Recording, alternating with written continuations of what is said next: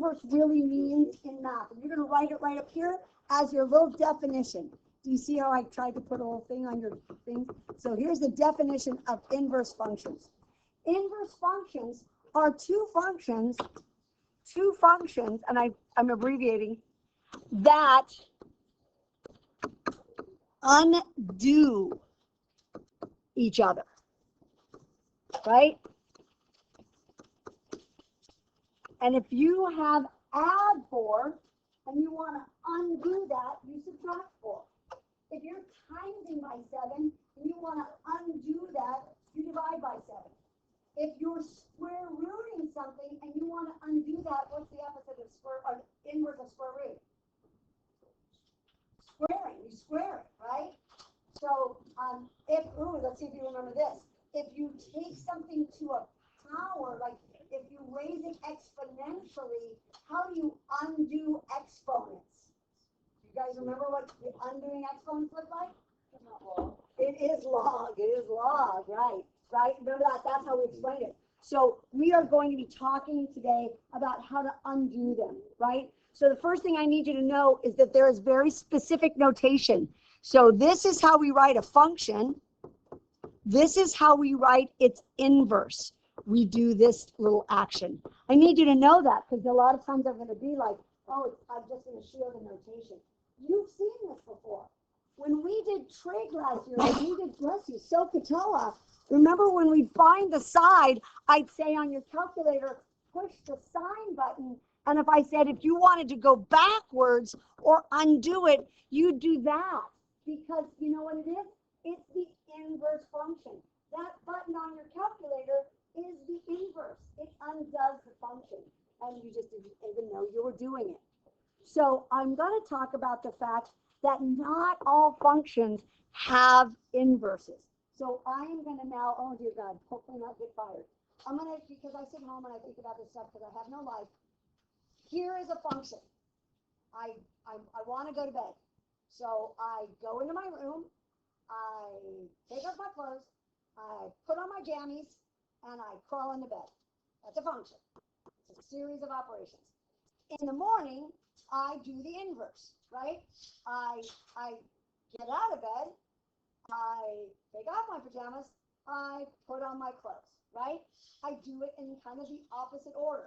It would be weird if I got into my bed, then tried to put on my pajamas, and then tried to wriggle out of my clothes, right? I do it in a certain order, and when I do the inverse, I kind of undo that order. That's what it does, and it gets me back to where I started from. Tomorrow, we're going to prove things are inverses by saying, here's our starting point, let's mess with it, can we get back to where we started from, right? But we'll do that tomorrow. But some things don't have inverses. And I'm going to tell you something, and it will probably be the one thing you remember from this whole year because it's going to be creepy when I say it. Oh, dear God. This is how I pee. Here we go. I go into the bathroom. I pull down my pants. I sit down, and I pee. There is no real inverse of that because the inverse of that is having the pee go back inside of you, right? That's creepy and gross. And if any of you know how to do that, I don't want to hear about it. That sounds horrific, right? Because there's no real inverse of that. What's the inverse of that? It's like I unpee and then I stand up. Like, no, it's bad. It's bad because there are some things that we can't do the inverse of, right? We can't unpee. We can't unpoop. Please God, right? So you can't unvomit. Oh, you can, but I don't want to talk about that either, right? So there are some things that finally made it enough. So there are some things that you can't do the inverse of, that you can do it, but it's not a function, right? And we're going to talk about that mathematically. So today we're going to find the function, and here's the key. There is one real step to finding a function, and here's what. If I have an x and a y as a thing, the inverse just flips those things around and makes it x and y. This is what you want to highlight on your paper. It's this. When we want to find the inverse of anything, we flip the x and the y. That's what we're going to do today. But we're going to do it two ways. We're going to do it first by graphing. Some of you are going to like that way. And then I'm going to show you how to do it without the graph, right? Because having the graph is a pain in the butt because you don't have graph paper and it's not exact. It's not great. But we're going to do it first by graphing. I'm going to prove to you that it works. And then we're going to do it by math. And that's what we're doing today. So here we go. Let me start by doing this. Let me move this dude a little bit. We're going to come back to him. Oh, get out of here, dude. Come here, you. Come. Oh, move this guy right here. Okay. So the first thing I would like you all to do, if you could do for me, I am going to ask us to find the inverse of this equation right here. 2x plus 2, right? We're going to find the inverse. So the first thing I would like you all to do, please, is I would like you to graph 2x plus 2. So really what we're going to do is we're going to say y equals 2x plus 2, and you're going to graph that. And you got little rulers if you want to. You got some colored pencils if you want them. Nice and easy. We're going to start at 2, and we're going to go up 2 over 1, up 2 over 1. We're going to put a few dots in there for me. That would be super, super awesome. Now, to graph the inverse, there's two ways to do it. One way is for those of you out there in Mathlandia who are good at spatial things, who can look at things and get how they work. I am not one of those, because what we're going to be doing in essence is we are going to be flipping this line over this line right here. And this line right here is called y equals x. It's the line y equals x. And what an inverse does is it flips stuff from this side, not upside down, not side to side, but kind of diagonal. It flips it this way. Does that make sense? So some of you can see that visually. I cannot. I look at that and I'm like, I don't know. He's somewhere here. I don't know where the hell he is. So for those friends of mine who are like me, who cannot see it visually, I am going to show you how to do it like the baby way. And you're going to be like, I like the baby way. So check this out. Does everyone agree that is 2, I'm sorry, that's 0, 2. We're good. 0, 2, right? I'm going to do the inverse of him. And what's the inverse of 0, 2? I'm going to flip the x and the y. It is going to be 2, 0. I'm going to put a dot right here. Let's find another point. How about 1, 4? 1, 4. And his inverse is going to be 4, 1. And if you even want to do one more, you don't have to, because I got enough. You could do 2, 6. And his inverse is going to be 6, 2. And look, there is my inverse function. Do you see how he's flipped over this line? You see that? Yeah? I can't do it in my head. But there are those of you out there who can. I know there are. There are people who are like, oh yeah, you just flip it. And I'm like, I don't get the flip. But I do it with the whole numbers, right? So here's what we got to do now. We need to, and I think I'm off a little bit. You hopefully did it better. I'm going to make this actually a really good line. Let's write the equation of this bad boy. I'm going to do him nicely. I think he hit here, and he hit here, and I think he hit here. Okay, you ready? Let's write the equation of the inverse. So here's what I know. F of -1 is, where does it hit the y line? A -1. Awesome. How many up and overs does he go? Up 1 over 2. Guess what? You just found the inverse. You found the inverse. And you did it by graphing. Is this the most efficient way to do it? No, because you got to have graph paper and you got to be careful. Like you can't be like me and get it off a tiny bit because you're screwed. But let's try another one by doing by finding the inverse. And maybe you're good enough, like I said, to do that flip. I have students who can do this. They know this goes here. They know this goes here. They know this goes here. They know this goes here. Like, do you see what I'm saying? I got people who can totally see that visually. I just can't. I don't know why. I can't. Okay, here's one for you to try. You guys ready? Y equals x minus 3.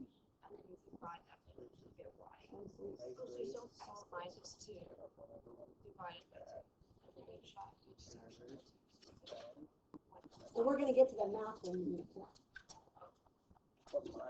Pages, there's a heading. You're graphing that. No, then we're doing algebra.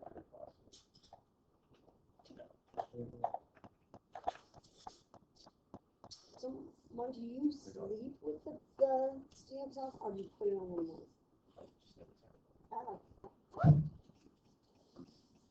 Starting at -3, up 1 over 1, up 1 over 1, up 1 over 1.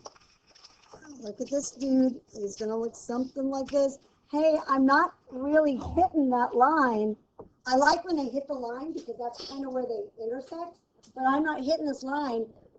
So here's what. I'm going to, again, for some of you can see it. Like if I hit here, I'm going to hit here. And if I hit here, see, this is where I get all messed up. I don't, is it here, right? No, I don't, I can't do it that way. Is it 1 -2? Okay, so this is 1 -2, right? And so it's -2, 1, it's right here. Yeah, see, I literally cannot see it. I don't know why. So here he is. He's going to go like this. Okay, I had to go enough till I finally hit right here. So here we go. F of -1. Up F -1 because of here. No, equals, I'm going to hit here at 3. And I went up 1 over 1. X. There we go. There we go. How was that? Now, again, I was trying to do it with Martin where I was trying to do it this way. I couldn't. I kept messing that point up. I wanted to put it here. But I can't see it. That's why I got lost jogging once. Don't judge me. So, here we go. Last one for you to try. And then we're going to do it mathematically after this. Now, this next one, I'm not going to ask you to write the equation of because I'm going to tell you right off the top, you're not going to get a function as an answer. So here's what I'd like you to try. First, graph this dude. You have to sit there. Here's a hint. Graph that. I've given you the hint. Remember, there's a 0 in here. So it's just a U. It's just a U. It's a U that goes up. It starts at 0, 2. Make your U. Make some nice points for me. Maybe plug in 1. Maybe plug in 2. And then whip it around. Whip it around.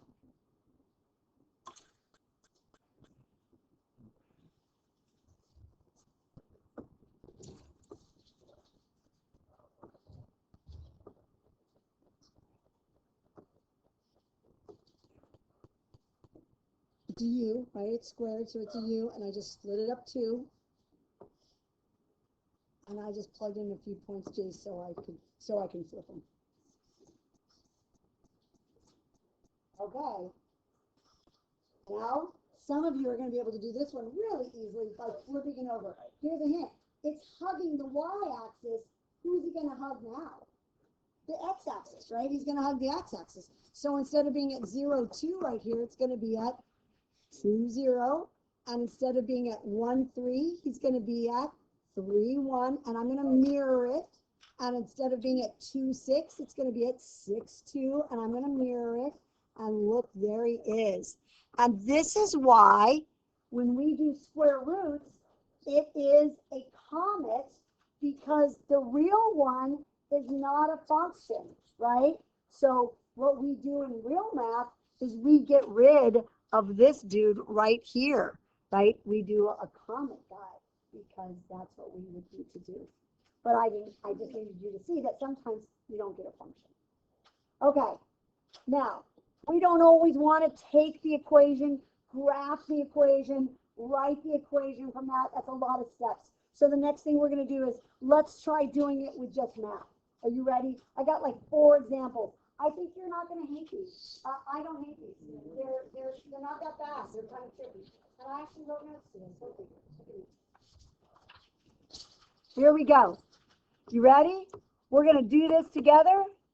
We're going to get to be pros at this.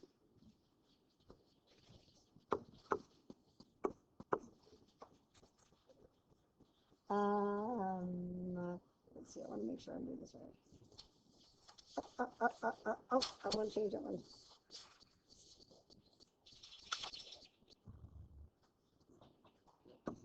There we go. Okay, so we got 3 steps, and they're pretty easy, right? The first step is this. I got to flip the x and the y, but there's no flipping y in here. See that? I did the flip thing there. So this first step is rewrite this equation with a y in it. Is everybody cool with that? Right? That's our first step. 2x plus 3. Did I lose anybody? Step 2, flip the x and the y. So this is going to go here, and this is going to go here. So what I'm going to get is x equals 2y plus 3. And finally, the last step is this. My job now is to get y by itself. I'm solving for y. So what I'm going to remind myself is I am unwrapping a package. It's kind of like the order of operations backwards, right? It's when I get ready to go to bed, I take off my clothes, and when I get up in the morning, I put them back on. So we're unwrapping this present. We're going to unwrap it. So what's the first thing I'm going to do to get y by itself? Subtract 3. I heard you little whispers out there. Subtract 3 from both sides. So I'm going to have x minus 3 equals 2y. And those guys go away. Are we cool with that? Yeah? And now I'm going to go to my next step to get rid of I want the y all by himself. So I'm going to divide by 2. Thank you, Jason. I appreciate it. There we go. Now, to make this problem perfect, I have to say, wait a second. I can't leave it as y because that's not what the original problem had. And I can't put in f of x because it's not f of x anymore. It is the inverse. It is the inverse, right? That's it. There's no real math. You just move stuff around. I kind of like it because you just move it around, right? But you got to know your steps to moving things around, right? So let me give you one for you to try, and then we're going to go a little harder. You guys ready? I think we can do this one. I think we're going to go straight to kind of a little bit more badass. We can do this. So you guys ready? Here we go. Try this one. I'm going to help you. A little bit weirder. Ooh. 3 y to the third. Scary. Minus 5. Here we go. Okay. So remember, order of operations, normally we start with the exponent, and then we multiply and divide, and then subtract, but now we're unwrapping it. We're going to unwrap it. So, that's supposed to be an x. Sorry. I don't know why I put a y there. Okay, step 1, get a y in our problem. So that's our first thing. Y equals 3x to the third minus 5. Step 2, flip-flop them, right? Change them around. Make it x equals 3y to the third minus 5. And now unwrap our present, right? Get y by itself. So here's what we want to do. Got to take our steps one at a time. First, move that 5 over. You guys do that. Oh, good question. The opposite of cubing is cube rooting. It's the jail, right? And if I have something to the 4th power, I what is like that? I like that. Decubing. So that would be a better name for it. Okay, so here we go. I'm going to move the 5 over. X plus 5. That's looking pretty good. Equals 3y to the third. Now, you got to be careful here. Order of operations. We're unwrapping it. So we divide first on this guy. Gonna divide them first. Boom. And now cube root him. Boom.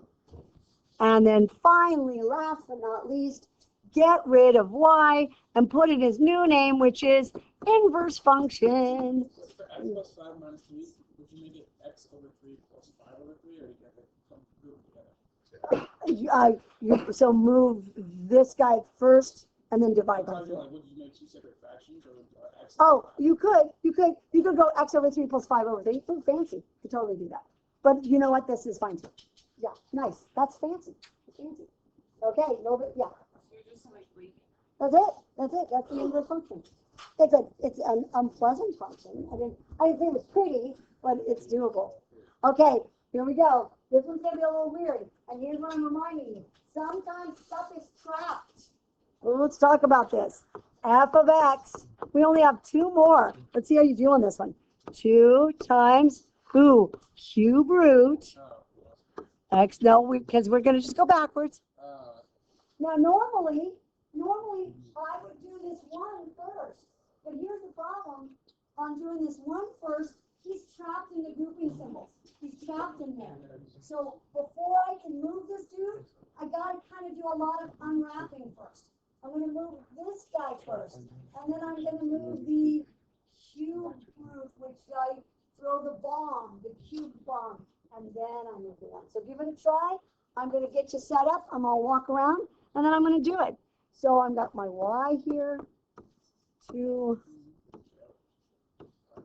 the opposite of jail is root is, you know it, you don't need me. There we go.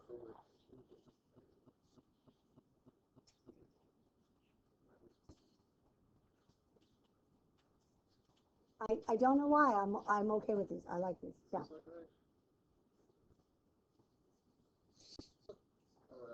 No, that's perfect. Oh, put this in parentheses because you did the whole. So do you see how I cubed this guy? I'm cubing that whole thing. Nope, just this guy. You see what I'm saying? Because I did this whole thing and giving it to him and him. Yeah, and another thing you could do if you want to be super fancy, you can give to this guy and make it extra third.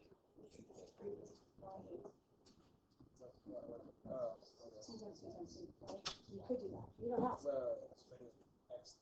So x to the third over 8, if you want to.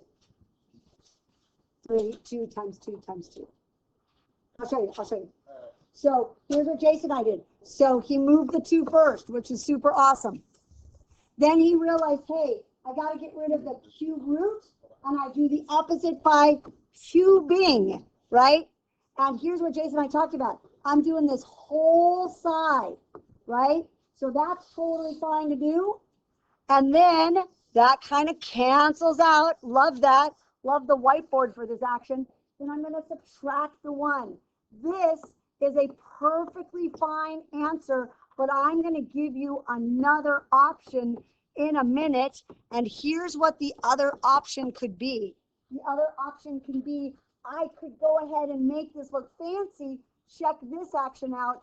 X to the third over 2 times 2 times 2, 8. Look how you can go fancy with that. Do you have to go fancy? You don't, but I don't want you to freak out if you look at your answer and it's like, why is it 8? Like this 8 they made it fancy. Yeah? How are we feeling, okay? Last one, best one. We ready for the last one and then we're done? Yeah. I like the last one. It's a little tricky.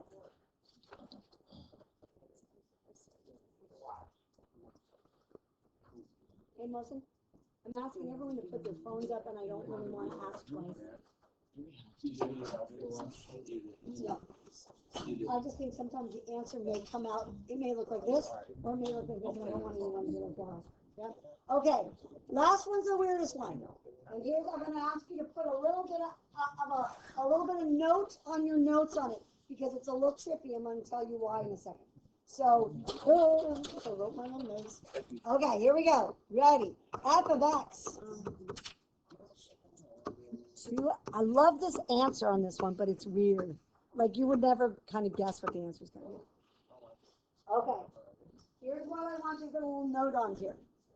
So I want you to put a little star by this one. That's a horrible star.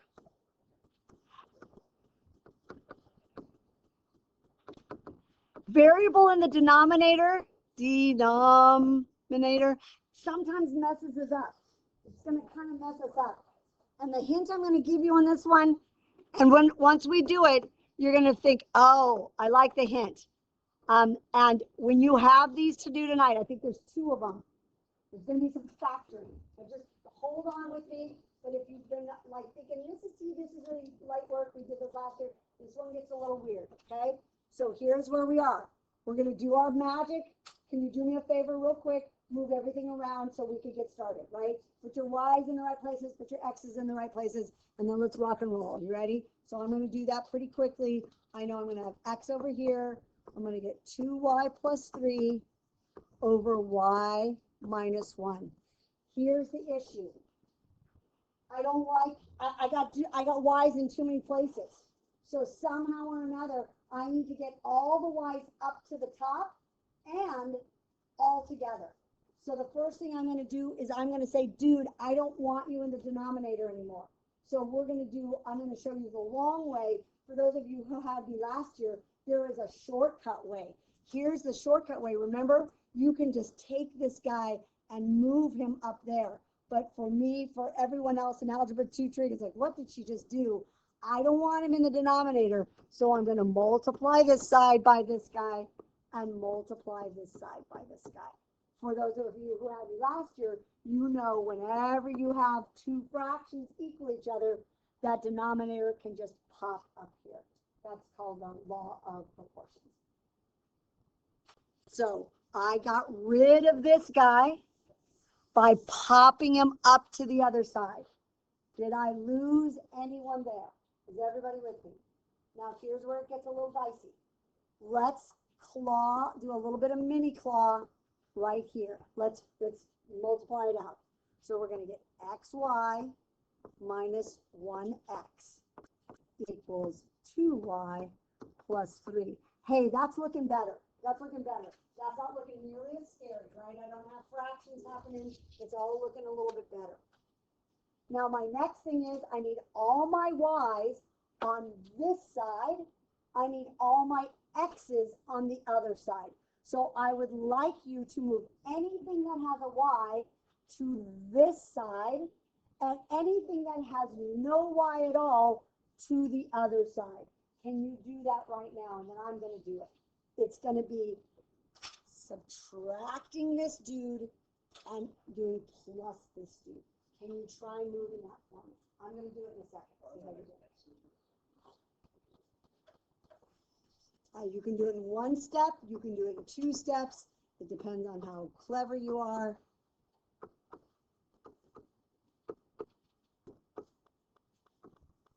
So here's what I got.